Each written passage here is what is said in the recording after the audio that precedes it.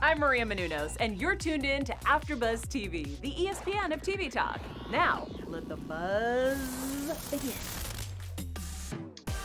What is happening, everyone? We are here with another edition of the Magicians After Show right here on AfterBuzz TV. Obviously, things are a little bit different for us this week. As always, I am Ty Matthews. Joining me, as always, this is Adrian Snow. Hello, everyone. First of all, apologies for the absence last week. As you can imagine, things were kind of just sort of becoming the way they are now. So it was a little bit difficult for us to kind of catch up, but we are here. We appreciate you joining us. And as I was telling Bree before we went live, here we were thinking the Magicians getting canceled was going to be the big news of the season. I know. Pandemic. How about that? But yeah, hopefully everyone is staying sane and healthy, social distancing, all that good stuff. But we are here to talk about season 5, episode 10, Purgatory, as well as season 5, episode 11, Be the Hymen. We're going to be talking about all sorts of stuff from the introduction of Hades to the return of Ember and Umber in somewhat new forms, all sorts of stuff. Adrian, overall thoughts on these episodes? I really liked both of these episodes. I wish we had more time. It sucks that we have, end days for magicians and possibly the world. But, I really enjoyed both the episodes. And I like how they introduced Stella Maeve's pregnancy into the show. So I thought that was really great. Yeah. Yeah, absolutely. And we're getting a lot of returning old characters in sort of new variations. It seems like they're tying everything together as organically as they can, given the circumstances. So that much I enjoy. But I think it seems like a lot of people's predictions seem to be coming true right around now. Predictions of what? Because I was gone for like 3 weeks. Apologies. Oh, that's right. No, there's all sorts of stuff. Yeah, but it's all coming together. As Doctor Strange would say, we're in the end game now. I spent a lot of my time indoors watching Infinity War and Endgame yesterday. But let's kick things off with season 5, episode 10, Purgatory, and we get. I love as Josh compared it, his little like Newt and Ripley kind of thing going on with Ash, I believe her name was. With Ash, yeah, the little girl that's introduced. Yeah, it was. I didn't know quite what they were going to do in that situation or where he was. I mean, I should have taken a hint because the episode was called Purgatory. But once they figured out what the elevator was and they were going down to the underground, I was like, oh, yes, P40. We finally, we get one last hello to P40 before the end of the show. So that was good to see. Right. I was surprised at how little screen time that Penny got. Were you surprised at that? No, because it's not like Arjun's not a part of the show anymore. And, right. He's been dead now for what, 2.5 seasons? Yeah, something like that. Yeah. Yeah.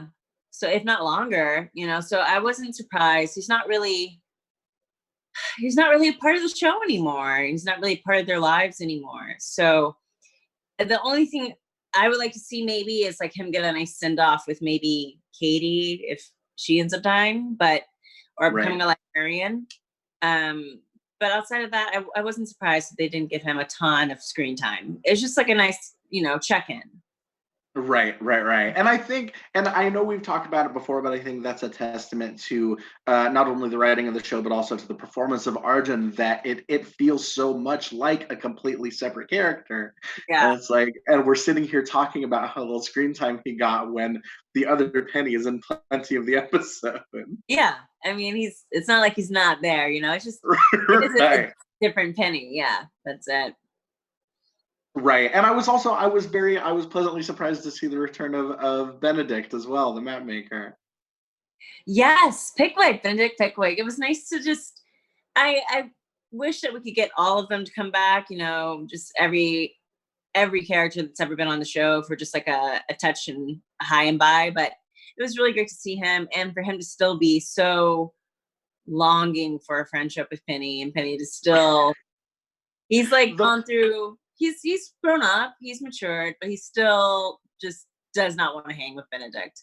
So the portrait that poor Benedict drew, the two of them. That's a little creepy, but such a funny moment.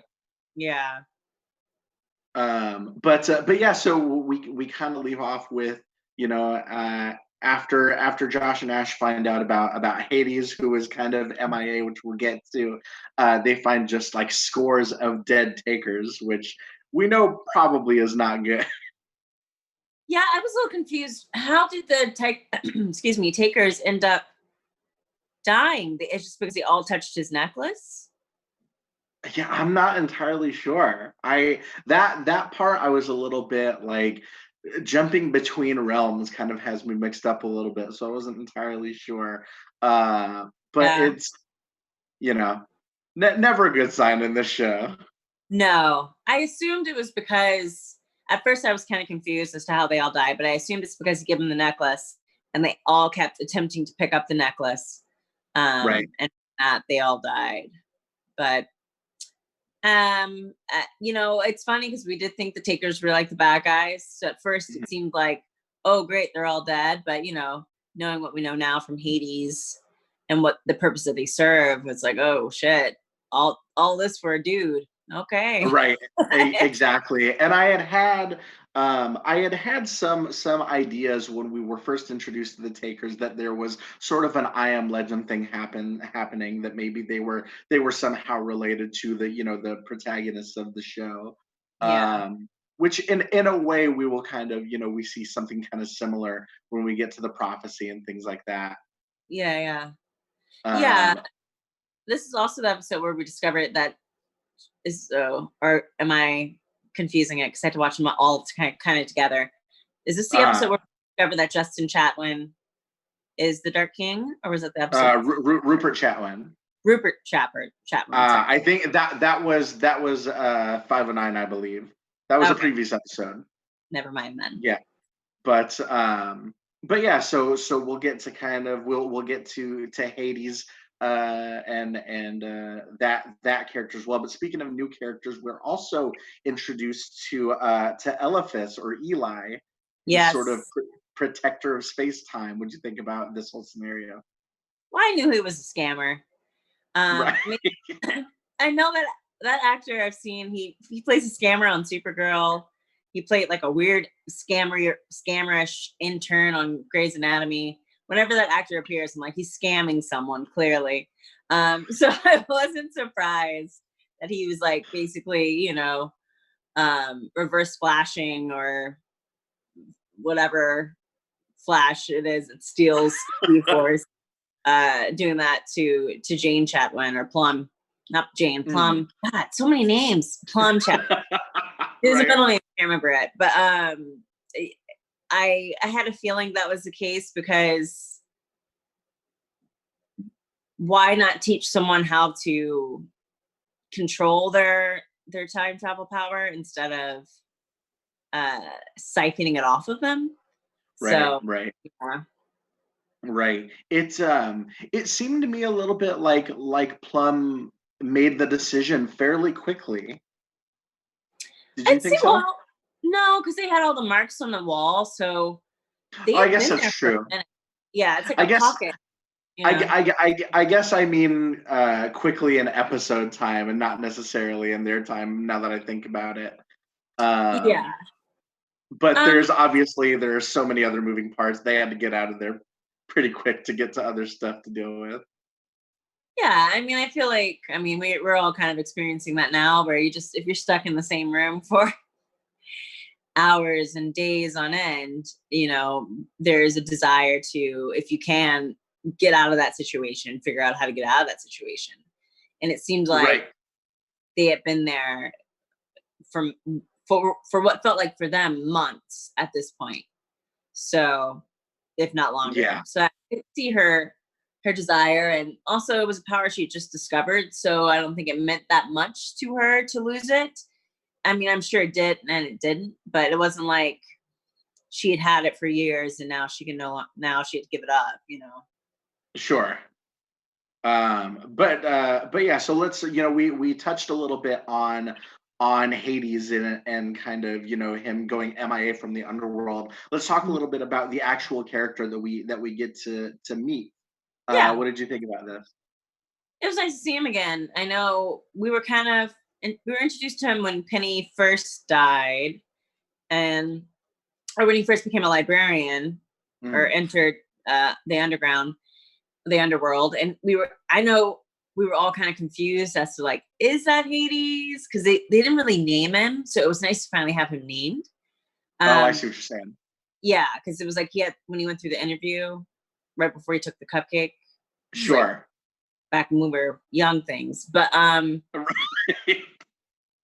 but it was nice to see him again. It was nice to have him acknowledge the death of Our Lady Underground / Persephone. And for that to have an effect on him, that gods would too want to mourn and eat donuts and play PlayStation for hours on end. So. Right. Yeah. Is that Untitled Goose Game that he's playing?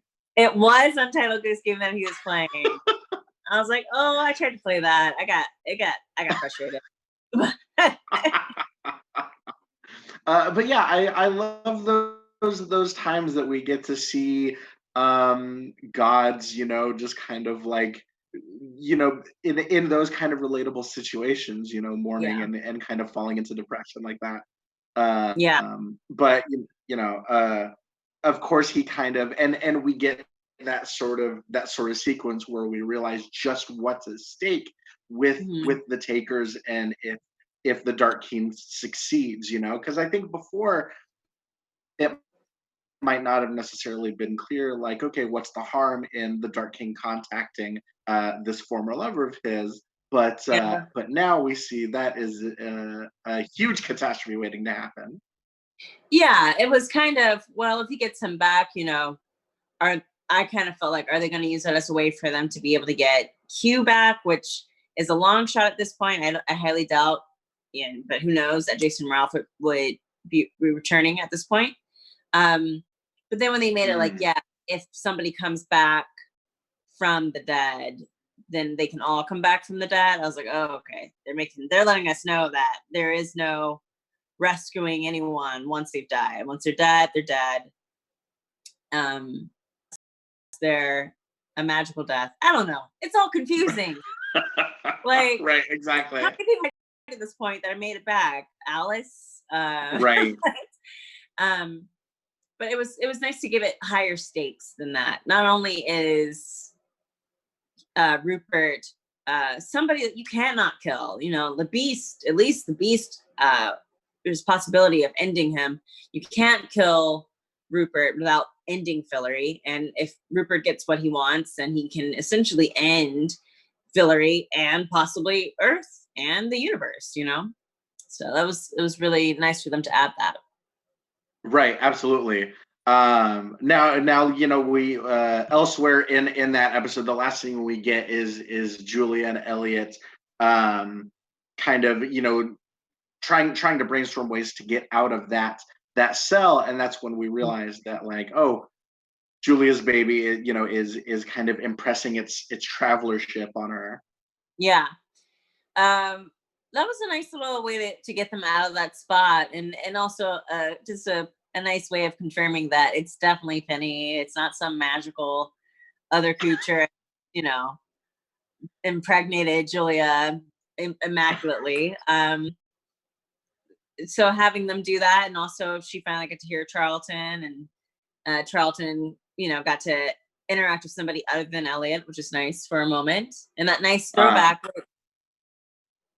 I was kind of confused, but I assumed that scene of them learning about sex was from season 1, because that was clearly season 1 Eliot, and then maybe Margot come in and do like the newer lines. See, I don't know. I felt like the whole scene was new, and they had just kind of they had made Eliot look like season 1 Eliot. Because I don't remember that. I don't remember that scene. Well, I know they had a lot of scenes where they were in the classroom, and I was like, maybe it is from season 1. I don't know. If Right. viewers know, drop it in the YouTube or hit us up on Twitter. And I guess, yeah, it could be a deleted scene from season 1 as well. But I loved getting to see Charlton interact with Dean Fogg in that memory. Yeah, and old school Dean Fogg, not this new evil Dean Fogg. Oh, not Psycho Fogg, yeah. Yeah.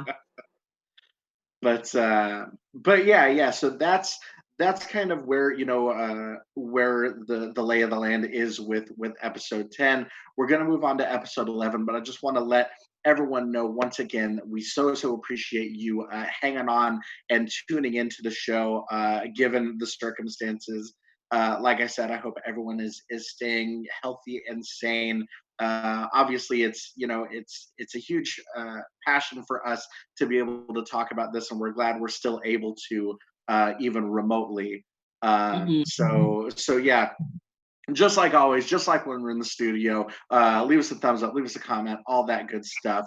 Let's keep the conversation going because we don't have a whole lot of magicians to talk about left. So yeah, we gotta get it going while we have it. But you know, but let's talk about Be the Hymen. Let's talk about episode 11. Oh, Hymen. Love that Hymen keeps coming back. Yes. And he's back with his corporeal form. Corporeal. Thank you. They wake him up out of stasis, so that they can go to Vancouver. Yes, and go see Umber.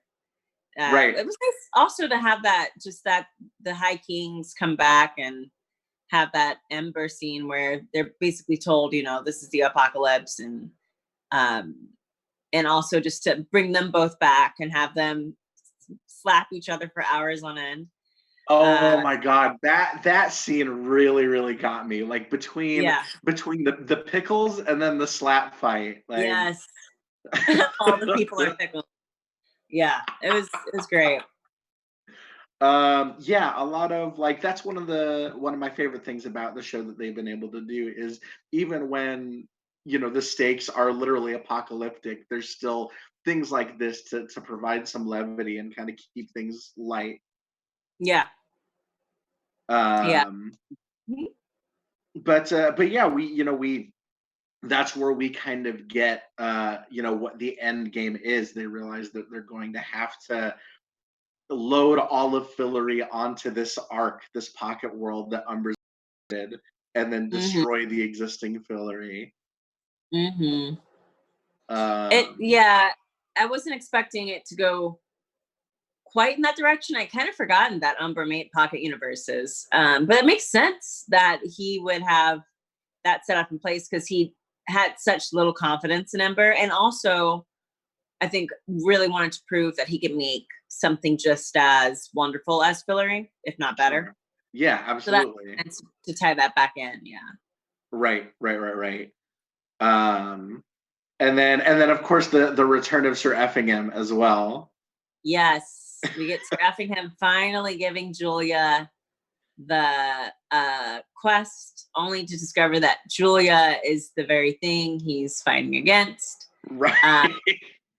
I was like, oh man. So yeah, it was great to kind of tie that in. And it also made me think, well, crap, if they just never gone to Fillory, I guess it doesn't matter because of what Rupert's doing. Like it was always going to be that way. Right. But at least they know on some level they're going to succeed because he's already predicted, you know, the apocalypse of Fillory. Yeah. And then also to introduce that, you know, there are consequences to having a traveler, like a traveler baby, and that it can drive Julia insane. So I'm curious to see how they're going to deal with that in only 2 more episodes, but it was nice because it kind of also gave us a reason to have more time with Hymen as well. Right, exactly. And speaking of Hymen, we get I feel like we've talked about it before, the kind of the characterization of perverts in the show. And getting kind of into Hymen's head and where that came from. Oh, the loneliness. Yeah. Yeah. It was, yeah, they had some nice moments with him of just like finally admitting that, he just had a hard time connecting with people. And then Penny bringing up, well, if you don't ever actually spend time around people, then how can you connect to them? It was just really nice to see. They had a lot of good moments. I think one of my favorite lines was him saying they invented pre-sliced bread, and I don't know, and that's the greatest invention since ever. Right. I was like, There were yeah, sure. there were a lot of like super silly like word gags, like the sliced bread, or like Josh's ghost butler line. Like, Yes. who are you gonna call? Ghost Butler. Oh my god. It's such it works on such like a purely silly kind of level. But yeah, I've always thought ever since the introduction of Hymen that that's such a tricky needle to thread, where Yeah. it's someone that is literally a peeping Tom, and yet they're still able to make him a relatively sympathetic character. Yeah, he's still really, when he was, just kind of a ghost character, or he wasn't there physically. It wasn't that they let him get away with it. It's just kind of, he was blown off. But now, his actions do have consequences. Like him listening in on private conversations isn't appropriate. It isn't something that they can just go, well, there's no consequences to him hearing it anyway, because he couldn't see him. Now it is a problem. So it was nice that they addressed that early on.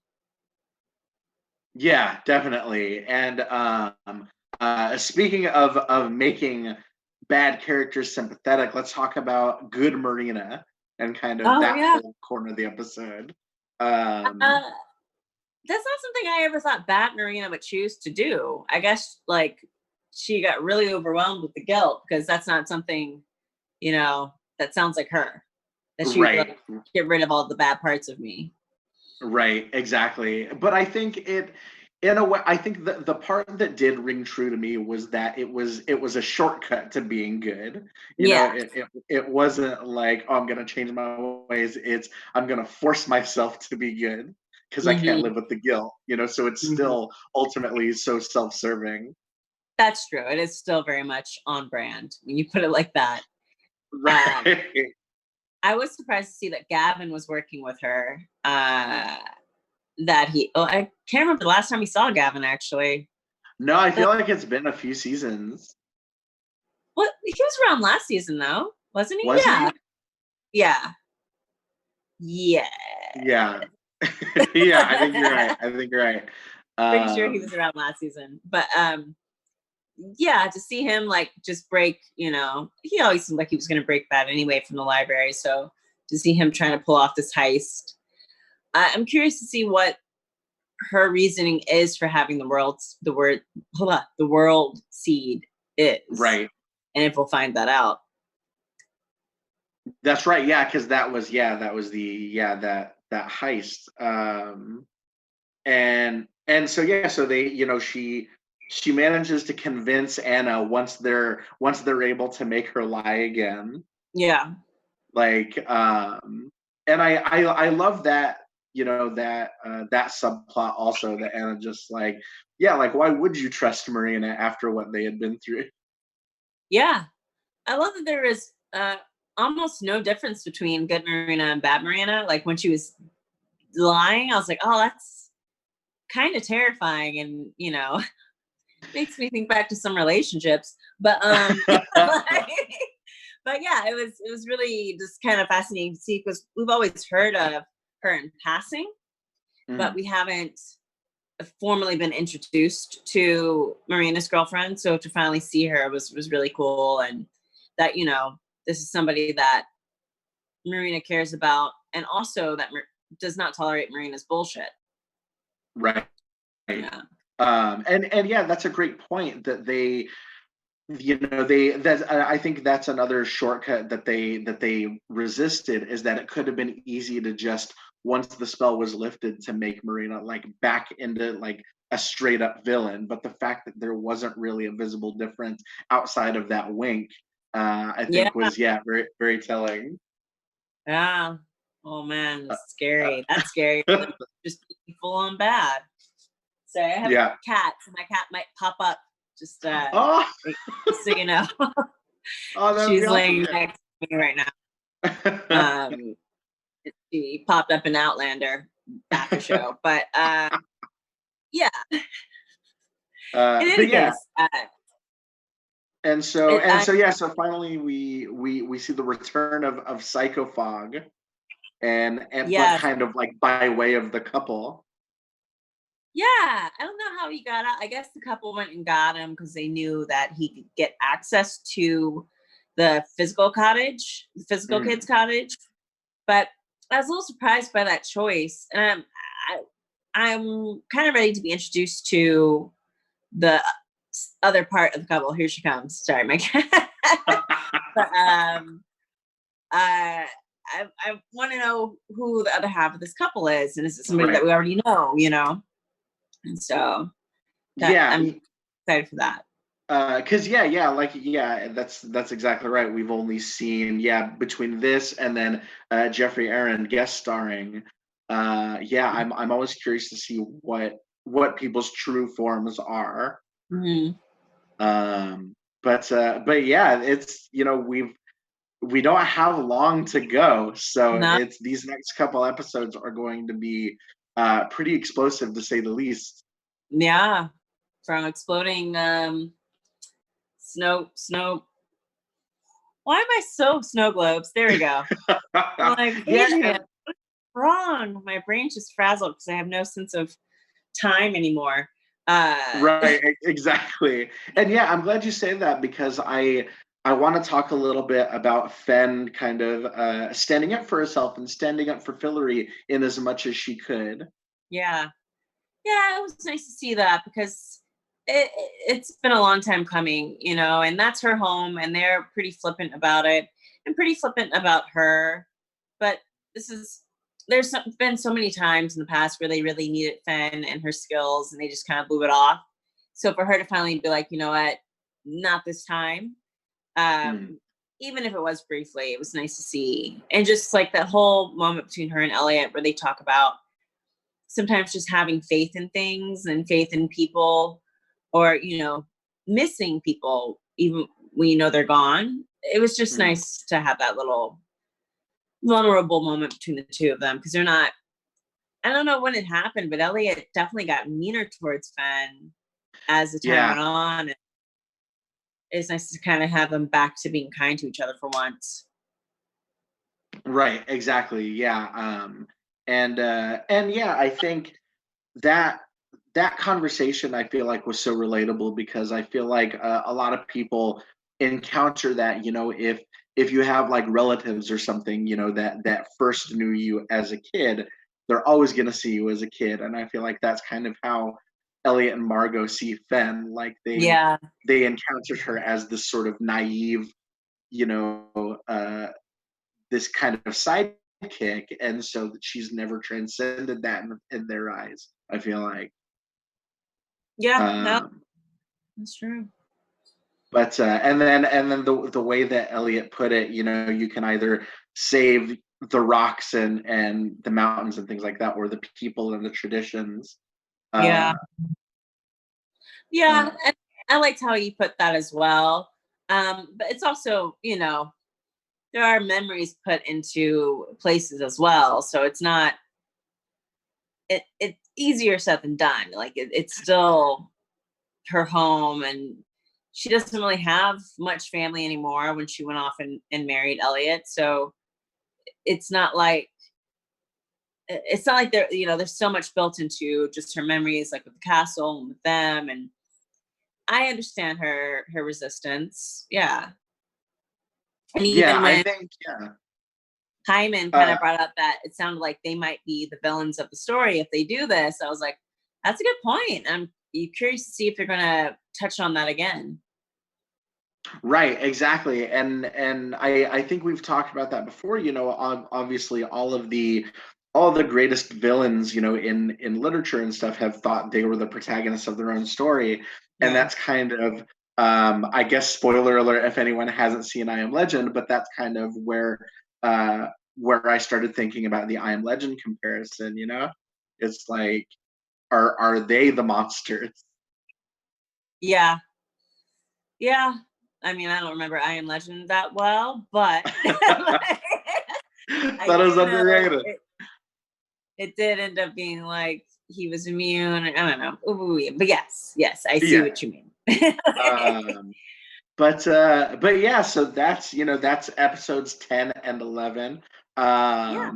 We obviously for our viewers, we can't do our normal dropping in of images and stuff like that. But that being said, Adrian, with our Wizard of the Week. Oh, okay. Yes, our witches, dragons, and something dark side because I can't Yeah, remember the name. Of the thing. Uh, exactly. I was just touching on it very little because sorry guys, I wanted to rewatch last week's episode and then I ended up not being able to get everything together. But Purgatory, I just wanted to kind of touch on that because we do bring that up, and that's the title of the first episode.